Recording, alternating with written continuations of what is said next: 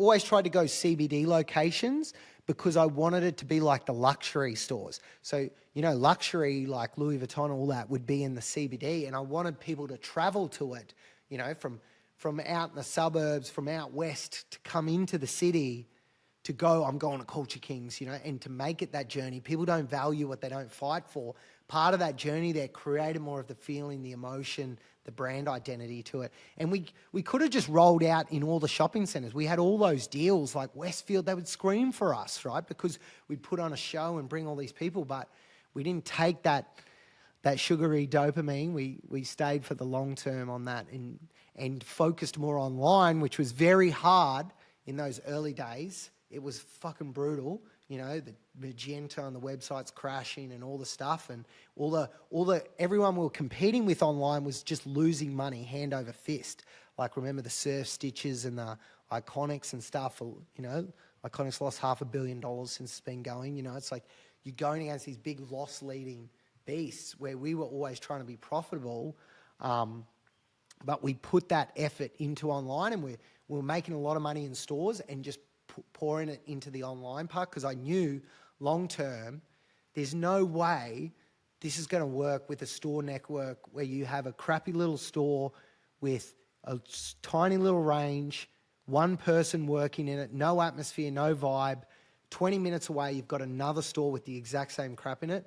There's no way that would work if I just had one flagship with all the range, all the thing, all the theatre, plus the online e-com with the Bunnings size warehouse that has every option, that has all the shipping and fulfillment, and that really builds a brand and status. I was always like, that was the whole, what I could do with 50 stores compared to the Foot Locker 1,000. That was always that analogy I had from the early days, and that was part of the strategy to pour it in online. 100% your experience based, because when I remember walking in there when you opened Impact Fair, I think there was a basketball hoop in there. You've got these arcade machines that you can grab stuff out of. You get, when you buy something, you get a free coin to put in this machine on the way out. The way the tiling on the floor, the lighting, the ambience, the music, the DJs, everything's all experience based. You know, you're the most fun store to be in Pack Fair, and Pack Fair is a beautiful shopping centre, but it's definitely the most fun store to be in. How does that translate from, obviously it's a lot of expense to create that, but how's that translate onto like what you sell and the average order value of a customer? Well, I always believed people weren't buying the product, they were buying the feeling, the emotion that product gives to it. Because otherwise we'd all just shop at Kmart and wear a $10 crew neck, right? Why would any of these brands exist? It's because of the feeling and the emotion. I knew the store was so central in creating that theatre and atmosphere that we could make people with the music and stuff and then remember us, anchor in those great positive feelings. And then when they were back at home or on their computer and they got hit with an ad, they'd remember it. And because that's the thing, is we just get hit with so many ads, but we just scroll past them. Unless there's emotion connected to it, and that's what we allowed our physical stores to create, that resonate the brand, get the perception of the brand. Perceived value is value. I got this whole thing, I studied LVMH and how they do, like, you've got to perceive value is fucking value, and you've got to create that. And yeah, and then we linked it. That was such the crucial part. All that was the dopamine hit of giving the tokens. So you got the chance of winning, the you know, more thing to remember, more reason to come back, more points to tell other people about it. Oh, they got this basketball and this guy won this pair of Jordans, or, you know, everything that we would do to try and create that top of mind brand awareness. Well, it's also the store actually turns into a content house, because it's like you can use all the natural content of people being surprised as they get this and this and this as it's shot around the store, and you can use that in your Facebook. And I've seen you guys use it in Facebook, Instagram, everything like that, all the ads, TikTok, stuff like that. You're using that to curate the experience, then using the experience and the shot visual of that to go and create the feeling online, aren't you?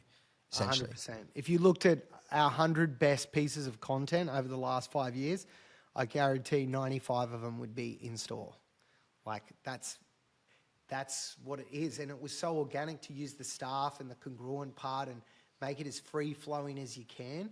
It was always, I always think is like, I wish I lent harder into that when I got that feeling about it. Like, do we need all these SLRs? Do we need all these videographers? Do we need all these campaign shoots? And I just wish I had the balls to just scrap all that shit earlier and put all that money into the store, theatre and show, and having those content creators in store.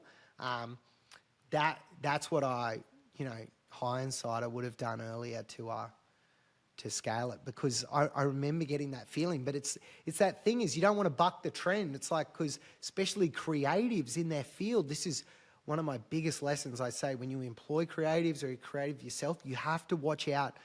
We get in our own little echo chambers, and like this happens in any creative field. Like, videographers will make videos to impress other videographers, right? Chefs cook shit to impress other chefs. Journalists write shit to impress other journalists. But it gets past the market. If you do a bell curve, it's way up this. The thing is, you've got to bring it back to where the market is.